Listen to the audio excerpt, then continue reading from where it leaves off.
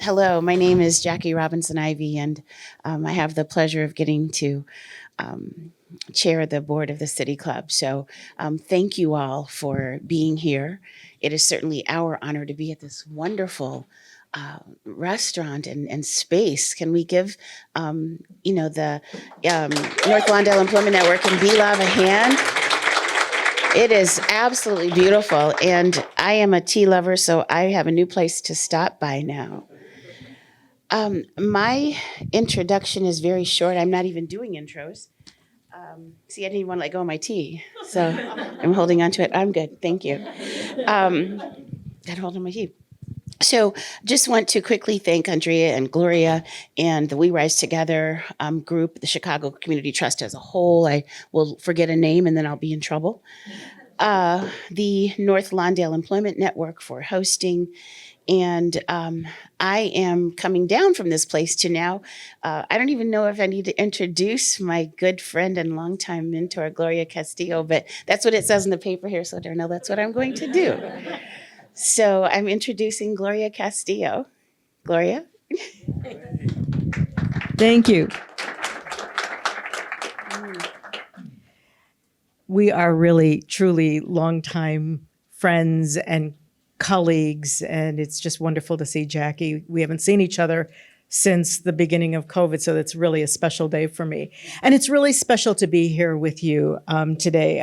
I want to start by once again thanking Brenda, the entire team here at NLEN, for hosting us, for providing us with the delicious treats. We all know that you gotta have a biscuit when you come here.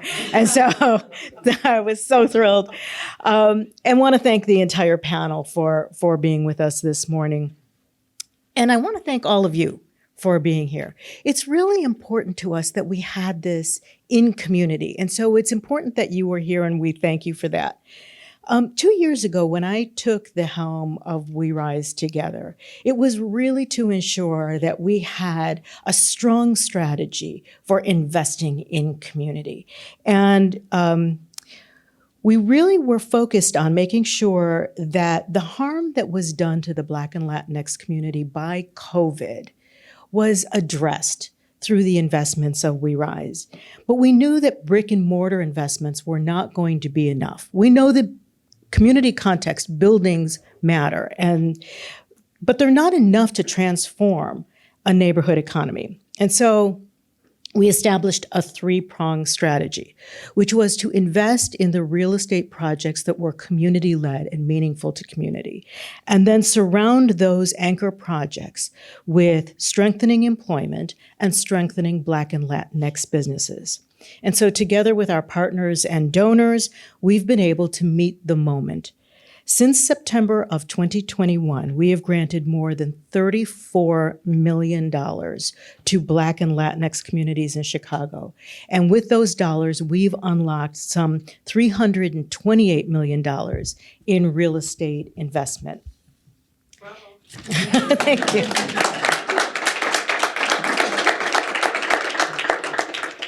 By investing in these communities, we're ensuring that the communities have the services and amenities that they have determined are important for them to thrive.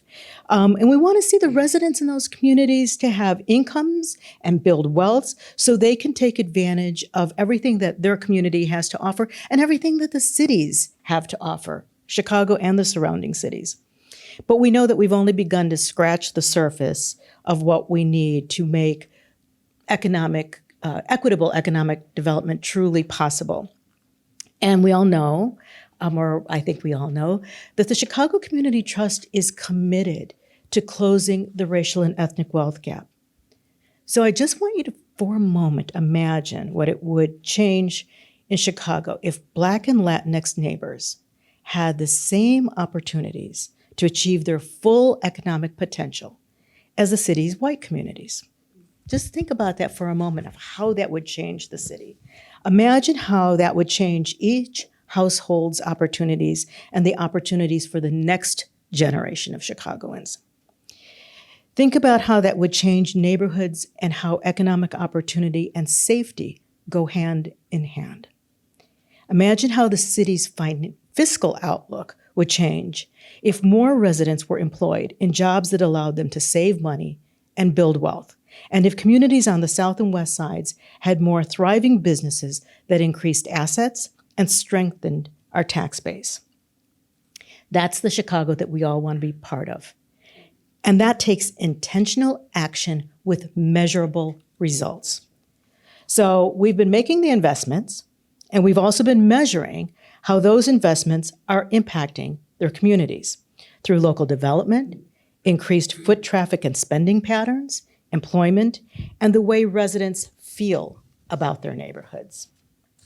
We're working with Loyola's Center for Urban Research and Learning, MapCore, and MasterCard to gather real-time and longer-term data.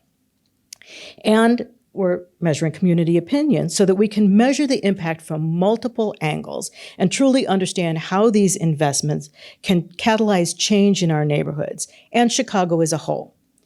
This evaluation will help us to put data to the stories that we hear from you every day.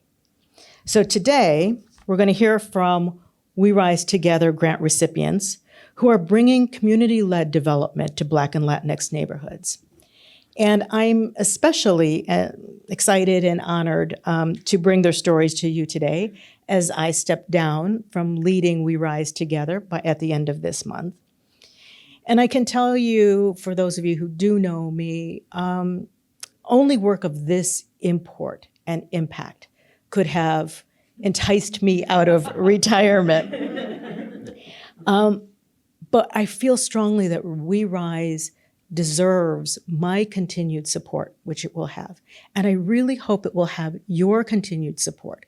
And that coming out of today's conversation, when you hear from these incredible leaders, that you will help spread the word that we are continuing to grow We Rise, and we're continuing to build the fund that helps us make these projects possible. So I'm going to turn this over now to Christen Wiggins, We Rise Together's program manager and my colleague and important thought partner to moderate the discussion. Thanks, Christen? Gloria. Thank you guys all. Thank you, everyone, for being here. It's been such a joy to get to work with all these project leaders and program leaders over the last 2 years. This is just a handful of the folks we get to work with. Gloria talked a bit about how we're measuring the impact of their work, but we're going to share a little bit different perspective about impact today, about how the community experiences impact. So I'm going to start our program with a twist on a similar question for each of our participants here. And I'm going to start with Brenda because she is so graciously agreed to host us today, but also this building that we're sitting in that has a cafe, it has training rooms, it has a meeting space and also production facilities for the honey business that Annalene has started. This was our first We Rise Together project to open. And this was the first one to feel real in community. And so we wanted to sort of start with you, Brenda. Can you share a little bit about why this campus was needed and wanted, and what does it mean for the local economy when you opened up? Great questions. And I just have to say, good morning, everyone. And welcome to the North Lawndale Employment Network campus. I have a little cold, so if you could hear a stuffiness, and both Christen and I we're sharing colds right now. So we're all in it together. We rise together, we have colds together. I honestly, I can't stop smiling at the idea that we actually created a space that the community was seeking in terms of increasing our impact. So there's a couple of things. Why did we even need to do this? First of all, we ran out of space. We were operating in 5 different locations here in North Lawndale. We were, and that's not good because your programs don't have the ability to have synergy amongst them. And your clients have to go from one location to a different location. And it just wasn't optimal for folks to learn. And nor was it healthy for my staff. We began to operate in silos. and communication issues and challenges started to emerge as well. So we knew we needed a place where all of our programs could be under the same roof. It's also a part of our strategic planning process that ultimately what drives our work is that it's expensive to be poor. And we understood the sense of urgency in meeting a greater number of folks in our community's needs to improve the quality of their life. And you see it on their faces, especially because through research that we've conducted or commissioned, 57% of the adults in our community have had some involvement in the criminal justice system. And that means that people who want to work can't always access work, unfortunately, because of the stigma that's still associated with having a criminal record. So we knew we had to do something to create more opportunities for our community overall to access employment. The other thing that we wanted to do was change the stigma that people have about our work, and that they didn't understand that we were here to serve the entire community of North Lawndale. People thought that, well, you're only interested in serving people that have criminal records. And it's like, no, it's that we want to be here to serve everyone. And so having a new facility, having a place where people could come and learn about our work and learn about our services was really critical, especially when the median income in our community is anywhere between $25,000 to $28,000 a year. We are committed to helping improve the quality of your life through upskilling and through transitional work experience, through our social enterprises. The other thing that was a challenge for us was we were constantly being told that we were one of North Lawndale's best kept secrets. We don't want to be a secret. We want people to know about us. What are you doing and how are you doing it? And so even though word of mouth was primarily how people learned about us, we didn't have a physical place where people could go, oh yeah, they're located right over there on the corner of Roosevelt and Homan. There wasn't that because we were sort of spread out everywhere. And so it was important to elevate and raise awareness of the services that we provide and for everyone in this neighborhood.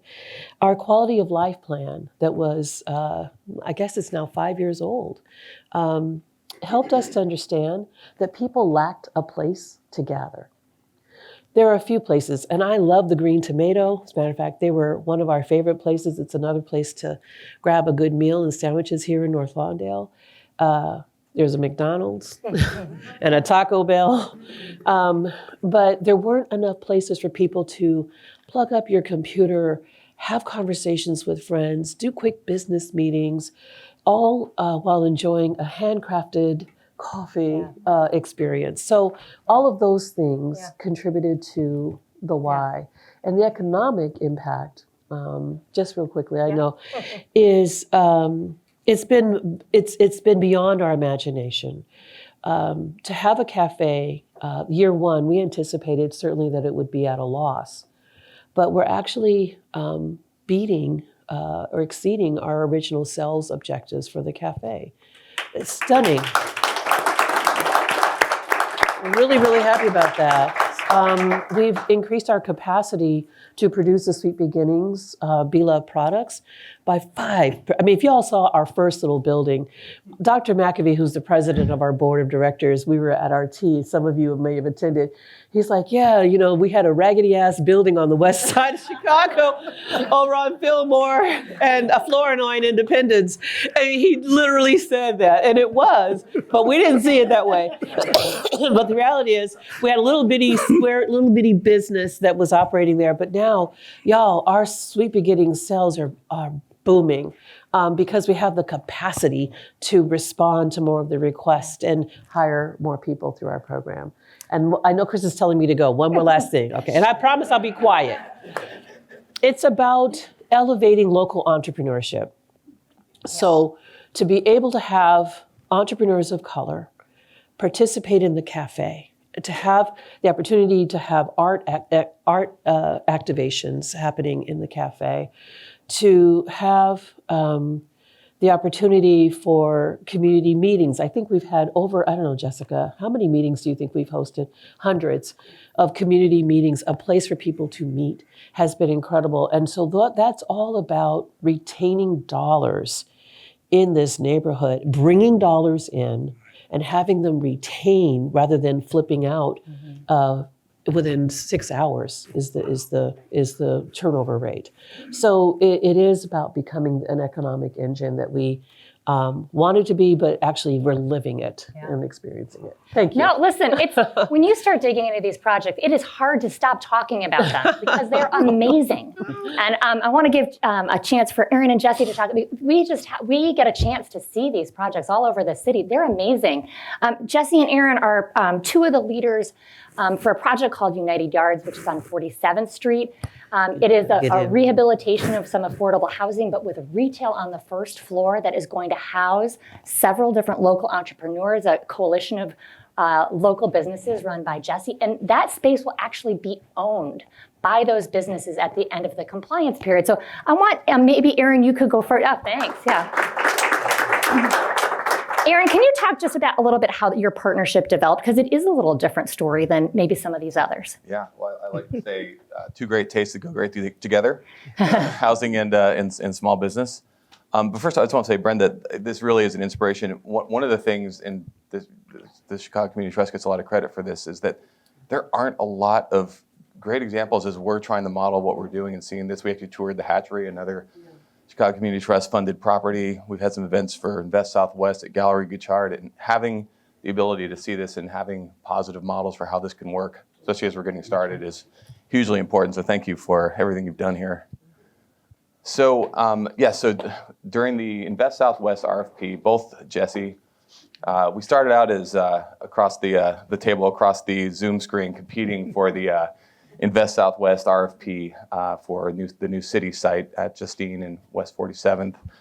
And throughout the process, we wanted to, poke holes in their proposal. All we could hear is Jesse was talking about his model, and he'll talk more about it in a moment, was be inspired by what he was intending to do with Back of the Yards Works. And like, just to sort of say, United Yards is, there's a slash, it's United Yards / Back of the Yards Works, because really what we're going to be known for, I truly believe this is what's going to be on the corner of 47th and South Ashland and Back of the Yards Works. And the support we're getting is making that possible. So it was an unlikely partnership at first. We had a housing-heavy proposal. Jesse had a retail-heavy proposal. But there were some common themes around employment-focused support. We have in the ground floor of our housing development an opportunity hub that we hope will have a pretty collaborative relationship with the small businesses. And Jesse's concept of a circular economy and connecting with all of the other resources and amenities within this community was just a lightning bolt for us in terms of the connections it works. As Christen mentioned, we have 100 units of supportive living in the space above where the Back of the Yards Works is going to be. It just took a long time trying to figure out how do we actually, a lot of affordable housings have had famous failures in trying to put small business retail in the ground floor. And one of the reasons for that is that affordable housing developers don't really know what they're doing when it comes to retail.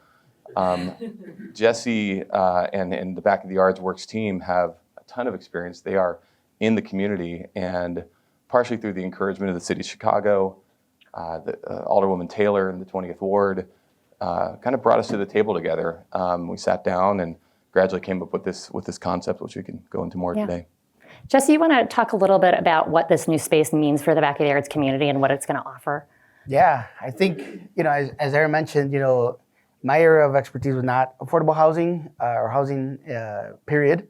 But, one of the things, as we were competitors, one of the things that I liked about their proposal before we kind of put it together was that they had a bigger dream, more buildings, and have a bigger effect, potential of having a bigger effect in the community. We were focused on just one corner. But I think, one of the things that's always missing, I think, about the affordable housing piece is the affordability, right? And that's the area that we were trying to tackle. In communities like Back of the Yards, on the west side and the south side of Chicago, it's great to build nice houses, but we need also people to be able to afford them because housing always will go up, and that's what we're helping provide. You talked about the circular economy.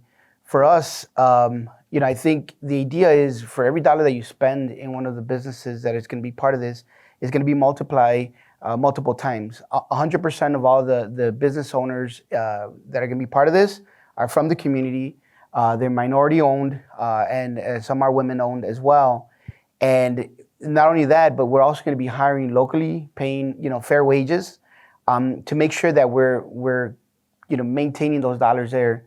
And those people that are going to be working there, not only living there, they're shopping there in other small businesses that also employ locally. So I forgot what the number is, but so many times by spending $1 in one of our businesses, that dollar is being multiplied multiple times in the community. So we're trying to do really a true circular economy, and working with the Opportunity Hub, also training folks in things that have good job opportunities in the area. When we first embarked in this, we did some research and we found out that Back of the Yards, pre-pandemic, had over 4,500 young people between the ages of 16 and 24 that were out of school and unemployed. And so we're number 10 in the city as far as neighborhoods when it comes to that. But then we also looked at youth violence. We were also number 10. And then we looked at the top 10, neighborhoods with high youth violence. It coincided with, high youth unemployment. And so our goal is to really, provide some of these opportunities, this job training, and provide meaningful jobs so that essentially we can help reduce violence. You hear because of the mayoral campaign right now of how to stop violence, and putting more cops is not necessarily the solution. It might be a stopgap, but if we really genuinely want to prevent that for years to come, we have to invest in our communities and invest in the lives of the young people there. Thanks, Jesse. I'm going to turn it over to Darnell to talk a little bit about his project. The project that Darnell's working on is in the former Emmett School. It's this gorgeous building at the gateway of Austin. And Darnell's got a vision and has had a vision that he's been working with in the community for years to try to turn this into something that the community wants. So Darnell, tell us a little bit about what's going into that building and why it is you fought so hard for this to make sure it became a reality. First, let me say amen to what you just said. I think you hit it on the head. And Brenda, you have been such an inspiration for the work that we're doing in Austin for a long time. So it's such a privilege to be up here with you. So we're working on what we believe is a major catalytic project. Emmett School was a CPS elementary school that was closed in 2013 during the school closings. And, there were a number of schools closed in the Austin community. Probably we had more schools closed than any other community area. And so just thinking about sort of the devastation of that on the community, constantly seeing centers and assets being lost that are no longer utilized. And then coupled with, these are buildings that now will sit in our community and be vacant, and constant reminders of desolation and that we're not worthy or have value to things like education, economic development, all of the things that you enjoy in other communities. And so the reason this project is so pivotal for me is because I grew up in the community, and my experience growing up in Austin has always been one of being reminded of what we don't have. And I've always associated success with attaining things that was not in my community. And so just imagine a young person growing up in a place where everywhere you look, there's nothing that you can actually associate yourself with that would make you believe that you're going to be successful. And so that's why this project is so critical to me, because I can see this building at this intersection of Central and Madison being a place that is bustling with workforce development training for community residents to be able to gain access to jobs and skills that will allow them to gain living wage careers. I can see people meeting in a community plaza to be able to gather and just talk and do things like have a coffee, just basic stuff that you know, a lot of us take for granted. Also, gaining access to banking. Like, there are no banks in our community. Austin is the largest community area in the city of Chicago and the second largest in population. And we have 2 banks? Makes no sense. So, I mean, just thinking about this, and this project, this is a $40 million project. The investment is tremendous, but it's more of what it symbolizes in our community in terms of changing our mindset around that we're worthy of having the things that we all should have a right to and should enjoy. And so every time I'm looking forward to driving down Central in Madison so that I can see something that is aspiring, no pun intended, aspiring me to do better, to want more, to be better, and to make sure that others in the community can strive for more as well. Thanks, Darnell. You can see why I love my job. We know that COVID didn't cause inequity, right? We know that these things were happening before COVID, but COVID really brought to the front issues that had been simmering and maybe some people hadn't always noticed. As you've worked through your project, Darnell, I'll ask you actually to go first. As you've worked through your project, what are some of the ways that manifested itself, and what are some of the inequities you were trying to work through to bring this to fruition? I think the main inequity that we were trying to work through was just being able to gain access to capital. It's interesting when you think of, you know, disinvestment, you think of, you know, communities like Austin. And so now here we are trying to garner investment, and not just any investment, garner investment at a scale that just is like astronomical, right? And so that was a huge challenge going into the pandemic, because all of the things that we were already contending with were exacerbated.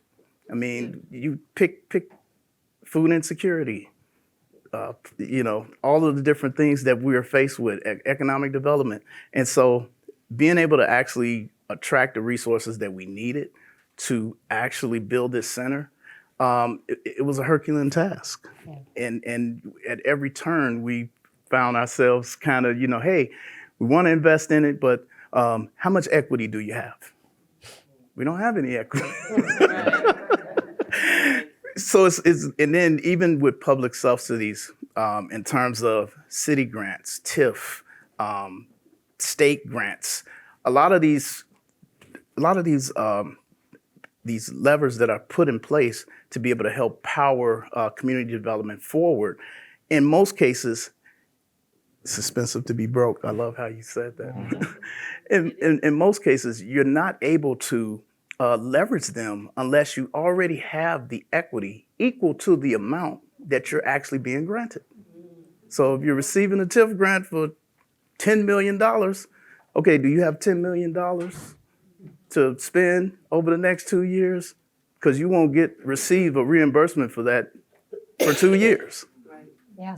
And so just access to capital was an extreme difficulty. And it's another reason why we definitely need catalytic philanthropic investment. And I would even go as far as to say that it's more than catalytic, it's critical.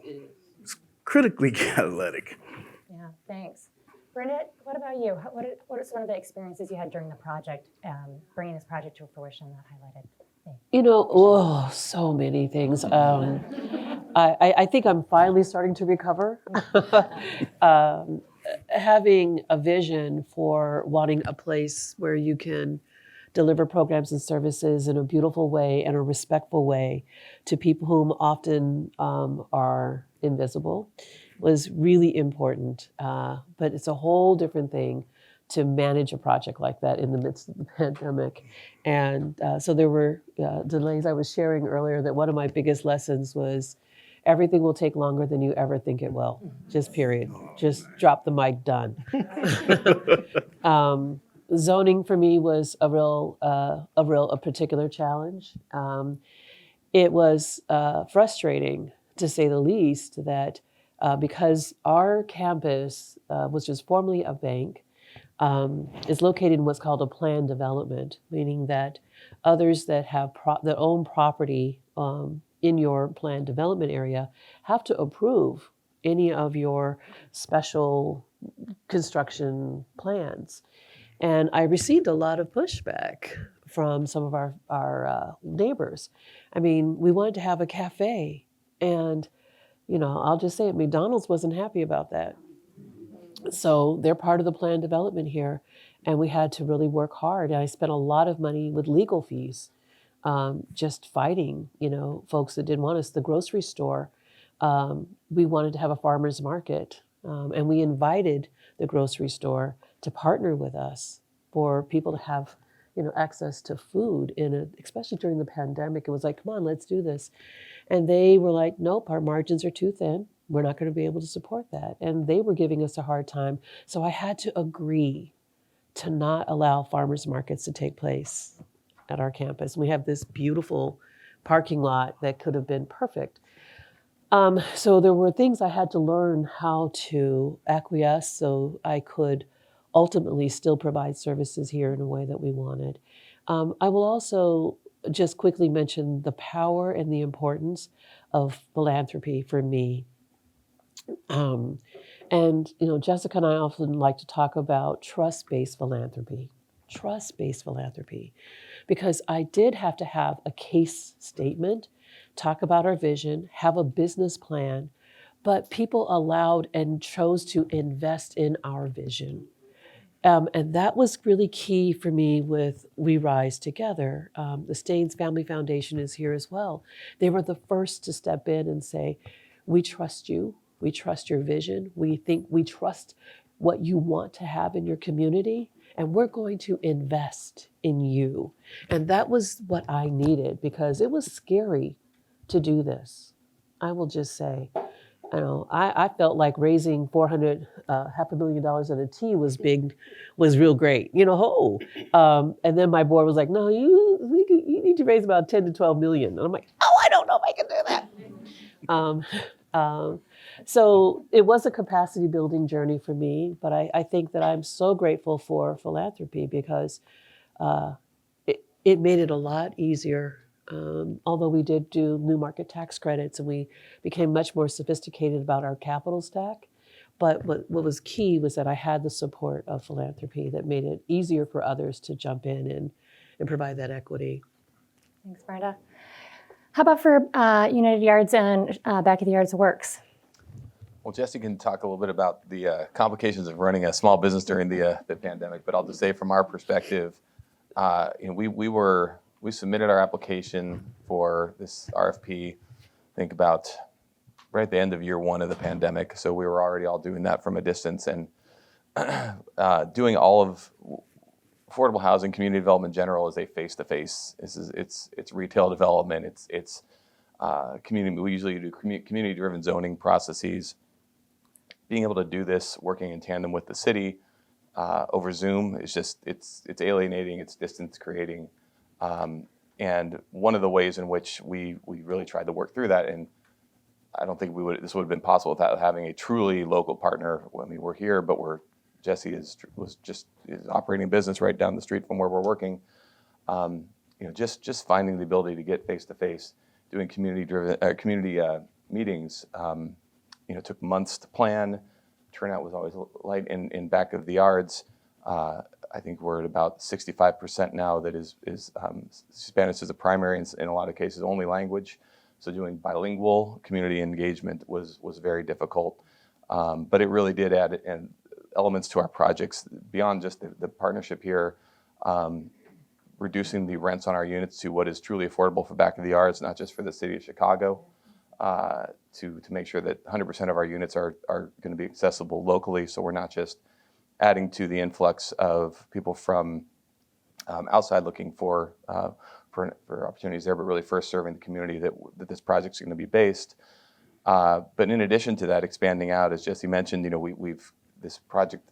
There's such a need for redevelopment, expanding out now, going from Marshfield all the way down to Justine, connecting a restaurant that just opened right before the pandemic, all the way down to the business district that's further down 47th Street as one contiguous site. We've also now added a property in the middle of this all that's ultimately going to be a supportive housing development because there's a very dilapidated SRO property right in the middle of this that the community raised for us and said, we can't support this unless you tell us how you're going to approach this issue here in our community. Instead of just tearing it down, we're going to try to rehabilitate it, keeping the residents there in place.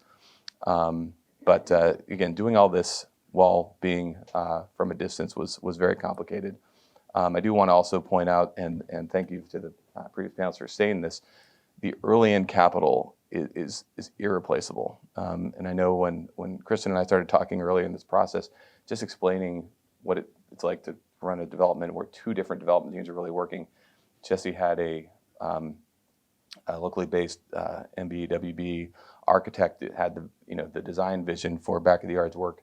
Being able to engage her could really help Jesse complete his vision was essential. So being able to have that early in capital that's really not there for developments like this was irreplaceable. Yeah.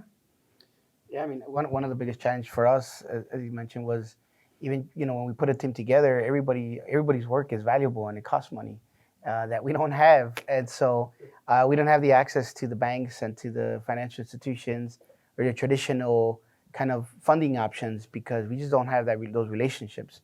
My background isn't as a developer, and so having Aron and Celadon and their team be part of this is valuable because it's giving us a good learning experience. It's giving us access to things that we didn't have before. But I think what's really making this project successful is the community input, right? The connection with the community.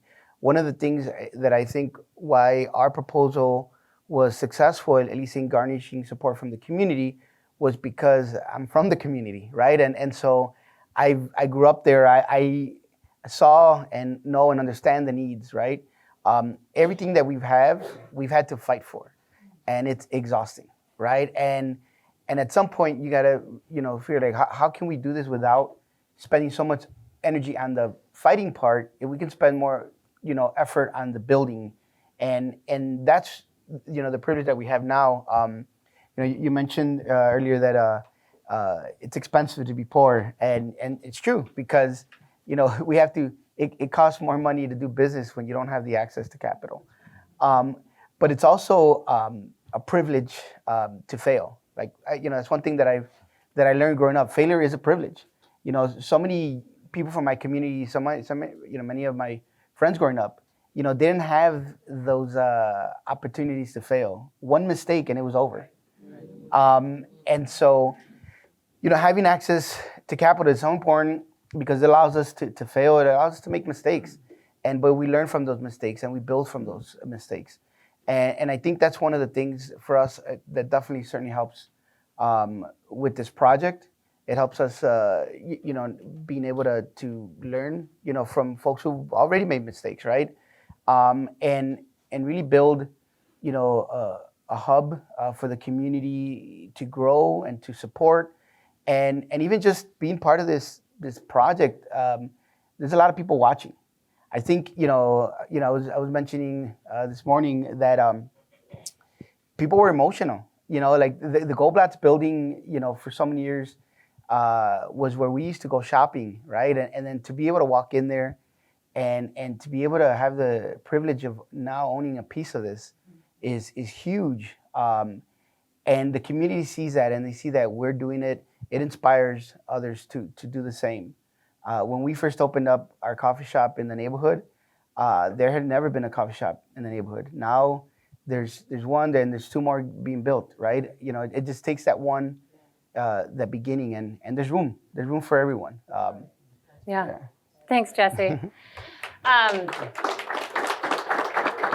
This has been so great. One thing I want to highlight, We Rise Together was always meant to be a 5-year accelerator. How do we get capital and resources and attention into communities quickly after COVID so that the recession is not as long for communities of color as it almost always is. Recessions always last longer and are deeper for Latinx and Black communities and families. but it's still, we're focused on that 5-year goal. What do you hope people learn from this that you want them to take into the future? What lesson do you want people to walk away with from what we've experienced in this short period of time? I just building off, I think it really does. I really want people to learn that, when you think about the issues that folks are impacted by, like the ones that are impacted directly and the most, like they have the greatest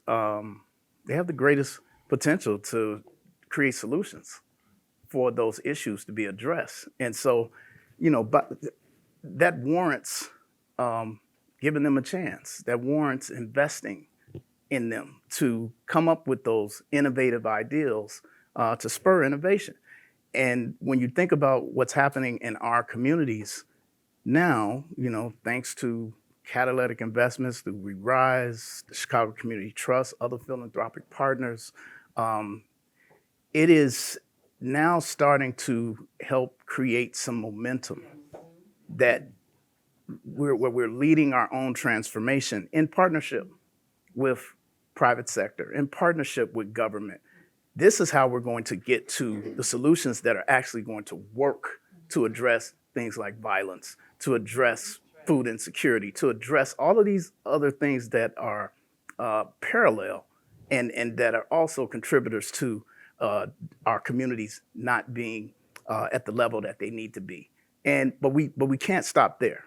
We have to also invest in programs and projects that are also supported in these communities that are in other issue areas, like education, like youth empowerment, public safety projects. We have to invest in housing. All of these things have to happen simultaneously because for, a long time, it's always been a case of chicken and egg. And that doesn't get us there. That just gets us a moment. And then, somewhere along the line, it reverts back or it moves, the problem moves. If we really want to obliterate, if we really want to forever change these communities and create equity across our city, we have to continue to be catalytic in our investment. We have to continue to give community a chance to fail and to learn and to increase their capacity. Because I often talk about community leaders and community organizations as they should be considered resource partners as well. The same way we consider banks resource partners or philanthropy resource partners, the city planners, and so on and so forth, because the information and the context that they have that we provide, it's priceless. It's also valuable. So we have to invest in that and continue to invest in it.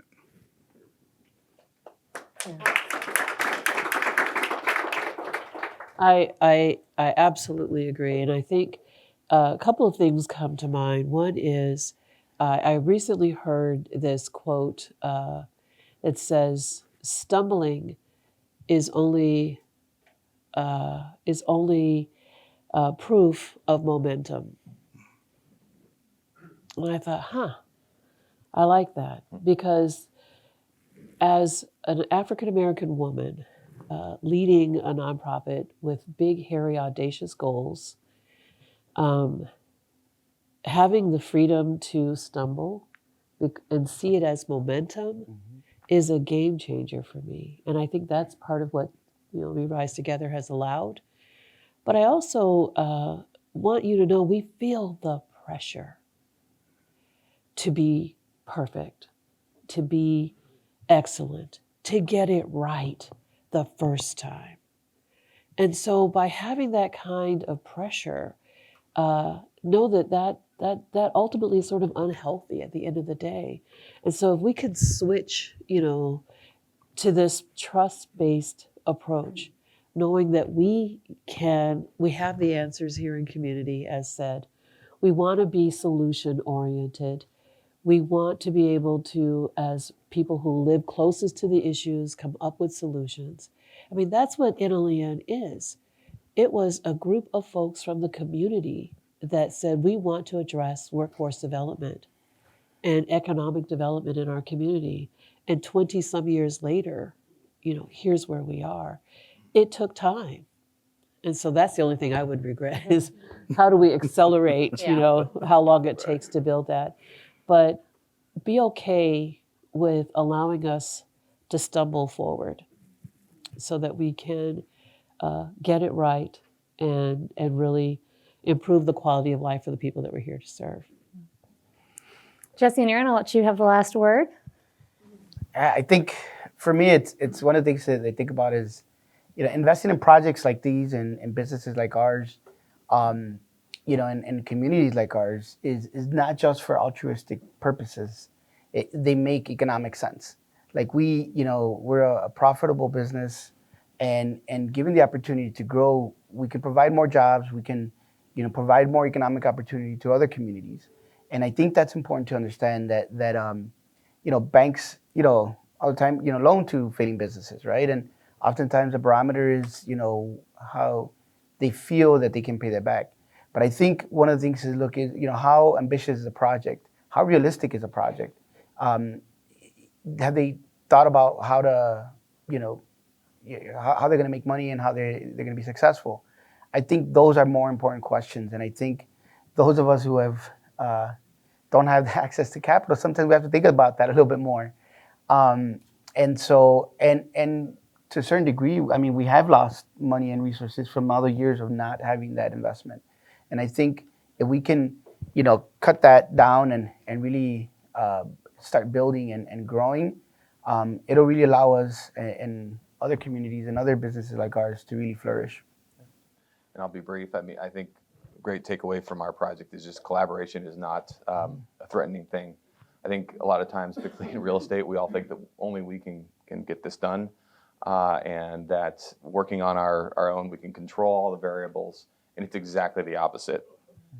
Having a partner, we have a third partner in our development, the Blackwood Group, which is a construction company, but moving into development. I think the three of our three teams working together to, some of us have specializations in certain areas, but we would have been stuck in the mud during the last 2 years had we not been working together. And there's almost always enough room at the table for these kinds of things, particularly if you are going after quality people. We really quickly realized the quality that we were had in front of us in Back of the Yards Works and Jesse's team, but to just not walk away, not to think that we've got it all under control, because even in the best of circumstances we don't, and usually the best circumstances aren't what you get. Yeah. Well, please join me in thanking our panel.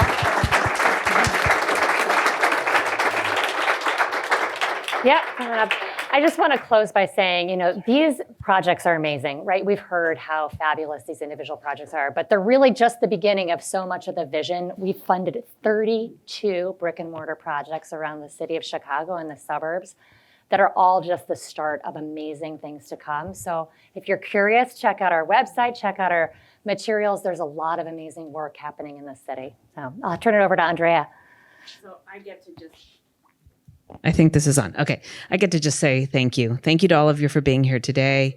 Thank you to Darnell. Thank you to Brenda. Thank you to Christen. Thank you so much for all of you. You are a panel of, for some of you, some of my longtime heroes, and now today some new heroes for me to look up to and admire. These are the folks that are doing the work that, in our estimate, is going to transform the city of Chicago for all of us. Their work, their vision, their creativity, their problem solving, there's no silver bullet to the issues that we have facing our city. The silver bullet are getting behind and investing in people like the folks that are up here on this panel.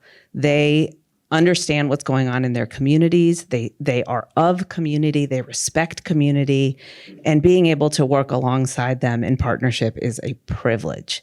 So thanks for joining us and hearing their stories today. We want everyone here to feel motivated and activated to do what you can to bring more resources to this kind of work, whether it be through business investment that you have some influence over, whether it be through philanthropic dollars. The We Rise Together Fund is thrilled to announce this morning a new commitment of $3 million from the Staines Family Foundation. And Pat Ford and Heather Staines are here today. Let's keep it going. Let's keep growing the resources at the disposal of brilliant leaders like these. Thank you so much and enjoy the rest of your day. Thank you.